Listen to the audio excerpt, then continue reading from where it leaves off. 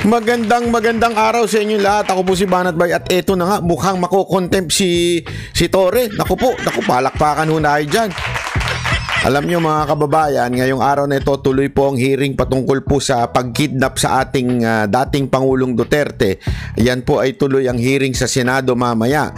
Kahit ho sinabi ni Bersamin, si Executive Secretary Bersamin na hindi niya papupuntahin ng mga tauhan niya. Pero ngunit dapat subalit.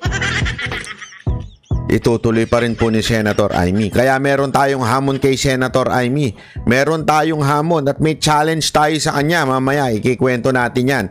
At matindi ho, meron akong i-reveal sa inyo unya-unya ng mga, sa tingin ko, mga maaaring makatulong sa ating Pangulong Duterte at kay Vice President Sara Duterte. Naku po, kaya makinig lang ho kayo dyan. Mamaya-maya, ipapaliwanag ho natin. Maaari ho itong makatulong. Pero unahin po muna natin tong issue na ito patungkol ho dito sa sinabi ho kasi ng Malacanang na sapat na daw yung mga narinig natin na konklusyon ni Senator Amy patungkol daw dun sa hearing. Sa loob-loob ko nga mga kababayan, kung sapat na yon, isang hearing lang, dapat yung sa issue ng fake news ng Tricom, abay sapat na rin. Abay pangatlo na, magkakaroon na naman sa April 8. Pangatlo na po yan. Ano ho yan? Series, TV series?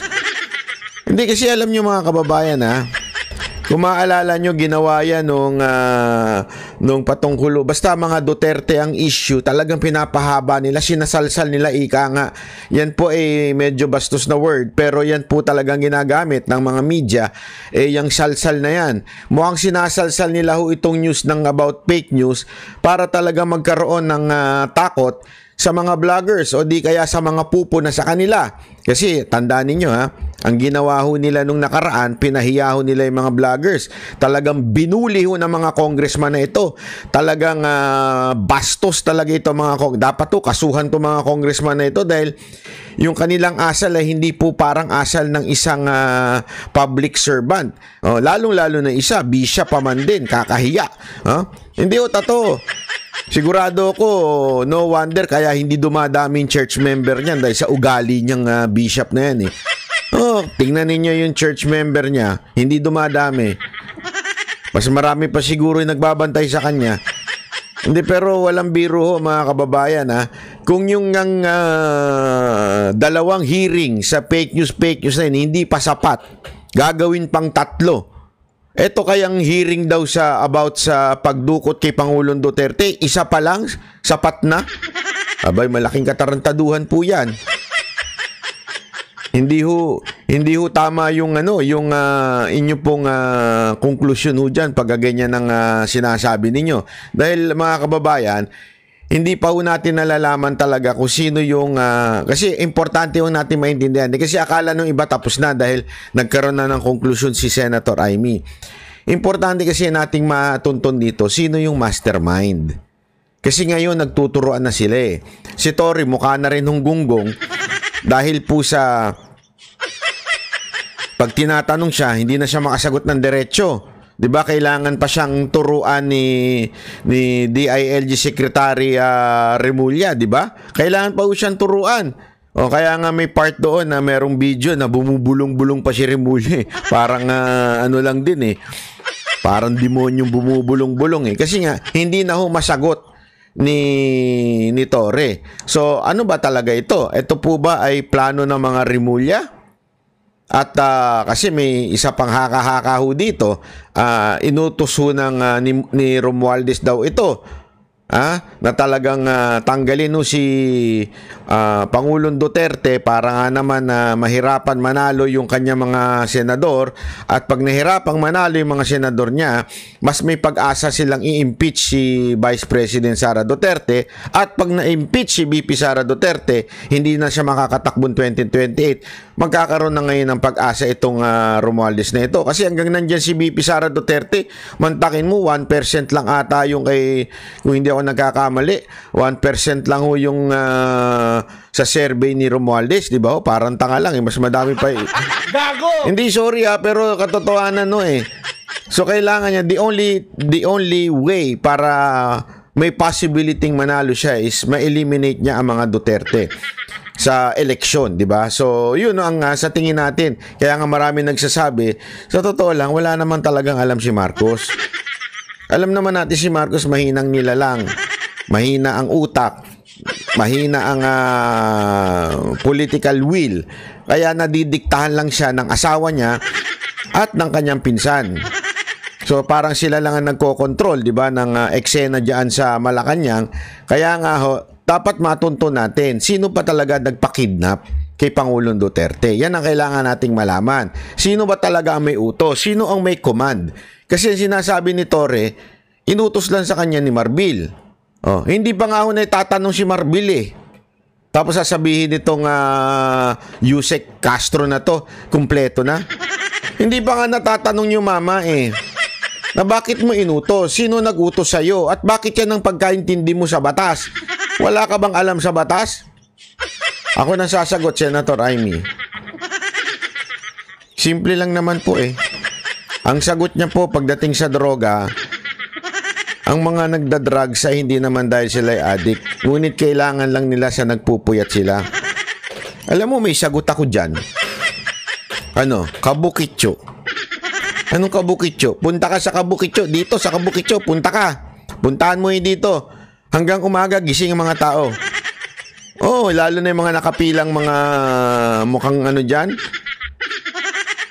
Gising na gising sila. Pero wala naman ako sa tingin ko nagdodroga dito kasi kung meron man, iilan lang. Kasi sa totoo lang, ang droga sa Japan talagang death penalty. Mahigpit po sila dyan. At saka malalaman mo naman pag nagdodroga tao, gano'n na yung lakad, parang ganun na, di ba? Pag nagdodroga. So far, wala akong nakitang parang zombie dito. So far, wala po akong nakita na gumaganon-ganon ng ang labi. Wala. Pero puyat sila. Doon pa lang sablay na po si Marbil Kaya nga, alam mo, Senator Amy, dapat talaga ang puntiryahin mo dito. Kahit yung mga sekretary, sige, wag mo nang patinin. Kung hindi na kailangan, ang puntiryahin mo dito si Marbil at saka si Torre. Ano ang kanilang partisipasyon? Kanino sila sumusunod ng utos? Importante yun kasi sila yung sila yung nag-execute ika nga nung plano. Si Marbil mismo pumunta daw sa airport.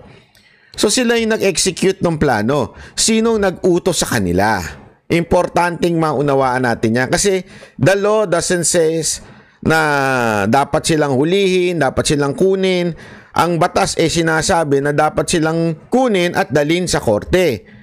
Local courts. Sino nag-utos sa kanilang dalhin doon sa Villamor, 'di ba? At sino rin nag-utos at sino yung kumuha ng eroplano? Hindi ho biro kumuha ng eroplano na ililipad mo ng Dubai.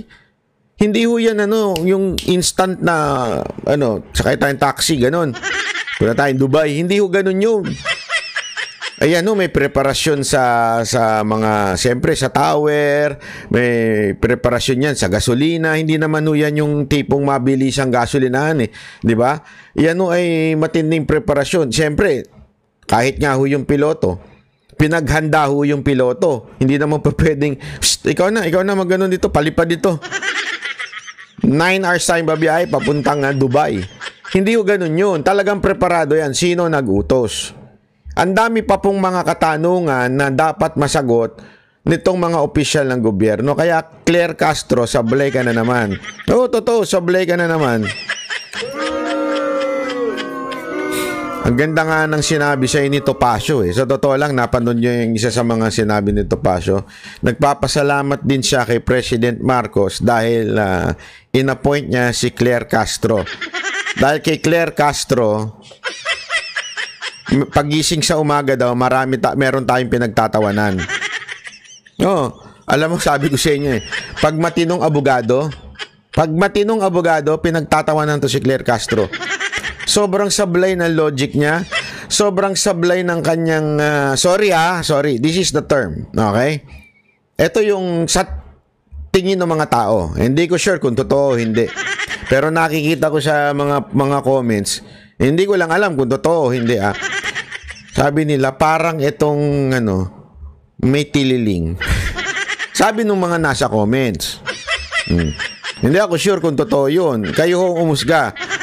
Sa tingin nyo po ba si Yusek Claire Castro ay may tililing? Yes or no? Lagay nyo dyan sa comment sa baba. Kasi daw, yung logic niya talagang out of this world na logic. Ako, sa tingin ko, may utak naman siya. Sa tingin ko to honest opinion ko to. Sa tingin ko may utak naman siya. Kaya lang, mahirap talagang ipagtanggol ang gobyernong ito. Mahirap ipagtanggol si Marcos. Mahirap ang ginagawa ng gobyernong ito. Kaya, nagmumukhang wala sa hulog. Nagmumukhang ob-ob yung siya. Dahil nga po, paano mo ipagbabaluktutin ng mali? Diba? Magmumukha kang tanga. Pagka binaluktot mo, mali. Alam mo yon, kahit na alam mo, pula yan. Sasabihin, di ba, pula yan. May nakita kang color, pula yan. That's a fact. Pero sasabihin mo, hindi pula yan, maroon yan. Paano mo sabi maroon? Hindi, kasi it's a little bit darker than red. So, maroon yan. Ang red kasi yung medyo malight-light eh. Alam mo yon? It's a fact. Red is red. Hindi mo pwedeng baguhin yan. Pero gagawa ka ng palusot, at yung palusot na yan, nagmumukha ka ng tanga. Kasi nga, you're trying to, lie para lang maano yung script mo. Yun ang problema kay Claire Castro. Ako naman, isa rin masasabi ko, ako nagpapasalamat din ako kay Marcos, palakpakan natin. Dahil kay Marcos, hindi kami nauubusan ng topic. Dahil si Claire Castro nga naman ay sabi nga ni ba, wag nang patulan. Okay lang, masarap magtawa-tawa. Minsan din nakakatuwa ding tumawa di ba? Magkaroon ng lighter side. Kasi dati corny, wala lahat ng mga vlogger niya medyo not interesting, di ba? Dumausdos na nga lahat ng vlogger niya. Yung iba nagbaligtaran na kasi nga hindi wala po akong pinaparinggan o sino man. Maraming ang vlogger na itong si BBM dahil walang gana sa kampo nila, bumaligtad na lang. Not out of principle, but because they need views. May kilala ko dyan. Hindi ko na sasabihin ko sino. Hindi sila nanindigan, kaya sila ngayon nag-a-announce na nabudol daw sila. Kasi sa totoo lang, wala na nanonood pag Marcos ang inilalagay mo. Tingnan mo yung mga vlogger sila. Nga na. As in nga. Wala na ho. Alam mo, kaya diyan mo malalaman umaasenso yung buhay ng mga vloggers ng mga tanso, pero wala naman silang views. Doon mo malalaman talaga na they're paid. Di ba? Totoo naman. Yun ang ang siste. Pakinggan natin itong report na to about the second hearing. Tuloy pa rin ang pagdinig ng Senado bukas sa usapin ng pag-aresto mamaya kay Pangulong Rodrigo Duterte. Dumating man o hindi ang mga inimbitahang opisyal ng pamahalaan. Sa inilabas sa pahayag ng Senate Committee on Foreign Relations Chairperson Amy Marcos, ngayong araw, sinabi nito na mahalagang malinawan ang ilang punto at issue sa umano'y legalidad ng ginawang pagsuko sa dating Pangulo sa International Criminal Court o ICC. Nanindigan din ito na hindi sapat ang mga dahilan na ibinigay ng Malacanang upang tanggihan ang imbitasyon ng Senado. Ibinahagi niyang mahalaga. Ayan eto, ang linaw ng kanyang stand dito, hindi sapat ang binigay na dahilan ng Malacanang. So, if that is the case, Senator Amy, na sinasabi mong hindi sapat yung dahilan ng Malacanang, you have to do something about this. Hindi pa pwedeng tatanggapin mo na lang. Baka naman takot ka sa kapatid mo kasi napagsabihan ka ng kapatid mo. Pero ako, naniniwala pa rin ako. I'm giving you the benefit of the doubt that you would do the right thing. Akin nga ganito I challenge you, Senator Amy. I challenge you, and sigurado ako kahit yung ibang mga Pilipino, yan din ang nasa isip nila. we also, kasi yung ginawa po ni Torre, nakita po nating lahat yan. No one can deny na ginawa niya yun kasi nasa video. Pwede niyang ituro ng ituro yung kanyang boss na si Marbil, na may pasimuno, nag-utos. But yung nasa video, fact na po yun. Ibig sabihin po, hindi mo na pwedeng i-erase yun. Nandyan na po sa video yun. And alam mong may kalabisan. Humihingi ng abogado, hindi binigay. Yun na lang kamag-anak, hindi rin ibinigay. Yung dalin sa korte, hindi rin sinunod. At yan po ay documented, with video, with audio. So, hindi na natin kailangan tumingin pa sa iba. At sinabi mo, sa iyong konklusyon, hindi pala konklusyon, parang unang report, sinabi mo na mali o walang legal na ginawa. Ibig sabihin, illegal po. So, dapat, I challenge you, i-contempt mo si Torre. Alam mo, pag kinontempt mo si Torre, kaya nga ang title ko dito is, Torre, mako-contempt na. Pag si Torre, kinontempt mo, maybe, ito ano ko lang ho ito maybe, the Duterte supporter would consider you. Kasi ngayon, lahat na sinasabi mo, ano lang, daldal lang, ika nga, ano lang siya, puro daldal ka lang, puro ka lang pabida. Alam naman po kasi natin alam naman po natin na talagang ang alyansa ng mga ni Marcos ay sinking boat na o pabagsak na ika nga, palubog na po yung bangka, kaya tumalong ka na. Yan ang ginawa mo Hindi ka nag-resign para umalis. Hindi ka umalis diyan para kunwari hindi na mahirapan yung alyansa. Hindi. Nakikita mo. Alam niyo ito mga kababayan matalino po kasi ito si Senator Amy. Tuso ho itong alin to Kaya sigurado ako nakikita niya na palubog na yung kinabibilangan niyang grupo. Kasi sasabihin niya, hindi, simula pa lang independent na ako. Ano simula pa lang independent? Sumama ka pa sa rally ng alyansa, independent ka na. Oo, maybe in papers, independent ka. Di ba? Sa dokumento, independent na nakalagay doon. Di ba? Sinagmit mo nung nag-file ka ng candidacy. Pero, sumasama ka pa. In-announce ka pa ng kapatid mo. Sa madaling salita, gusto mo yung makinarya ng gobyerno. Kaya ka nandun. Kasi if you're really against it, hindi ka nasasama. Diba? Ito ang punto ko dito. Bakit umalis ka? Bakit ka, kasi alam mong lulubog na yan. Alam mong wala nang kwenta yung grupo na yan dahil sa kay Marcos mismo. Mali-mali yung ginagawa ng kapatid mo. Alam mo yan. Pero nililigtas mo lang yung kapatid mo. Pero ito, since yan naman ang gusto mo, alisan yan at gusto mong manalo kaya sinusubukan mo i-win ang puso ng mga Duterte supporter kasi kita mo alam mo, hindi ka ba mapapraning sa dami ng nag-birthday celebration na yon? At ang emphasis doon, kung gusto nyong gumante sa gobyerno to, iboto nyo straight Duterte slate, di ba? So ibig sabihin yun na talagang ang utak ng tao. Kaya kung makikita nyo sa mga kalye survey namin, grabe ho. Talagang, hindi, Duterte team kami.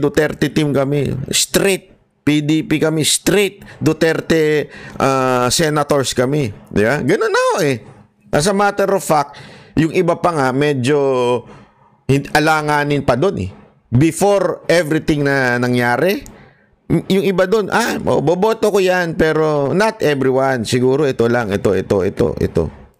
Yeah? May ganun. Pero nung ginawa niyan, alam mong ngayon, straight na. Duterte ang boboto. Ngayon, dahil palubog ng alyansa, tumalong ka na at gusto mong sumiksik dito. That's the truth. Even if you keep on denying it, yan ang logical reason kung bakit mo ginagawa yung ginagawa mo. Ngayon, I'm giving you a tip, a challenge, advice, unsolicited advice. Kung gusto mo talagang ma-win ang mga Duterte supporter, i-contempt mo yung mga hindi a-attend. I-contempt mo, lalong-lalo na si Torre. Kasi si Torre talaga mainit ang ulo ng mga Duterte supporter dyan. Yan ang pinakabastos, pinakagago na general ng Pilipinas. Yan po talaga dyan po talaga galit na galit ang Pilipino. Dahil napakabastos niyang tao na yan. I-contempt mo, tingnan mo kung ano mangyayari. Ako ito sa tingin ko, you would win the Duterte supporter pag ikinontempt mo yan. Sampulan mo. Kasi mali-mali nagsisinungaling on the spot nagsisinungaling sa'yo. Ba't hindi mo i-contempt? Sa kamera nga O pag hindi kayo nag-sorry, contempt kayo. Ganun. Kung hindi kayo na gano'n, paiiyakin pa yung babae. Ganyan katarantado yung mga congressman na yan Talagang, sabi ko nga, wala talaga Demonyo. Na nag-aanyong makadiyos, pero demonyo naman. Hindi ko sinabing maging ito nga tanga lang Yung salitang tanga lang, ginagawa na nilang issue. Di ba? Pag hindi nag-sorry, contempt. O ikaw, iyan hindi lang tanga. Iyan ay lantarang pagsisinungaling. Sinabi mo yan, lantarang hindi sumunod sa batas. Ibig sabihin, may ginawang illegal kasi hindi sumunod sa batas Tapos, hindi mo i-contempt. Ngayon, naglalakas loob na hindi pupunta. Kung hindi nagpunta, isubpina mo. Tulad ng ginagawa nila sa mga vloggers. Nananakot sila. Baka hindi kayo pupunta, subpina kayo. Pag contempt na kayo. Ganyan-ganyan pa yung mga hayop na mga congressman na yan Akala mo talagang Panginoon ng bansang Pilipinas Hindi, akala mo talaga yung mga congressman natin, sila ang Panginoon sa Pilipinas Di ba? O ikaw, Senator Amy, puro ka daldal? Puro ka pabida? Ito, bibigyan kita ng tip. Baka makumbinsin mo pa mga Duterte supporter kung ipakukulong mo si Torre. Di ba? Ano sa tingin nyo mga kababayan? I-comment nyo lang. Babasahin natin yan tuloy. Ang presensya ng mga opisyal ng gobyerno sa pagdinig upang magbigay linaw sa mga isyung na unang lumitaw at masagot ang mga katanungan mula sa nakaraang pagdinig. Ayan. Alam nyo mga kababayan, yan ang inaasahan natin Yang hearing na yan, aabangan natin yan mamaya. Talagang dapat sumagot sila na maayos. Yung hindi nagsisinungaling. At pag hindi sila nagpunta, hindi mo dapat sila tantanan, Senator Amy. Dito namin makikita kung maninindigan ka. Dito na makikita kung talagang totoo ka ba. Kung palulusutin mo lang itong palusot nila Bersamin, wala ka palang kwenta. Yan ang katotohanan. Wala kang kwentang senador. Pag pinalusot mo lang itong dahilan nila Bersamin. Okay? Kasi alam mo, ang alam ng tao ngayon, ito ang alam talaga ng tao ngayon, ang pamilya nyo budol. Ang pamilya Marcos ay budol. Wala nang maniniwala sa inyo ngayon. Yan ang siste. Kaya nga mantakin mo, presidente yung kapatid mo, dumausdos sa ratings. Fact po yun. Scientific po yun. Hindi po yung survey na pagmamayari ng politiko. Fact po yun na talagang ayaw na sa pamilya ninyo. Damay-damay kayo kasi budol kayo. Hindi yan ang katotohanan. Ang Marcos equals to budol. Lahat na sinasabi ni Marcos ay budol, kasinungalingan. Lahat na sinasabi niya, kabaligtaran ng ginagawa niya. Yan ang mga Marcos. Yan ang alam ng taong bayan. Yung pamilya Marcos ay budol. Kami ang boses ng masa, hindi natatakot. Katotohanan lang, di kami nalulunod. Walang bahid ng sismis, lahat ay totoo. Kahit sino ka Pag mali ka, babanatan ka. Walang pinipili kulay, wala kaming kinikilingan. Basta para sa bayan, kami lalaban. Pag tama palakpakan, pag mali banatan. Di matitinag, di matatakot, para sa bayan tuloy ang sigaw. Sa harap ng kamera, walang halong takot. Mga baluktot, lahat kayo'y tutumba. Ang hustisya at totoo, yun lang ang mahalaga. Kahit sinong harang, di kami matitinag. Walang pinipiling kulay, wala kaming kinikilingan. Basta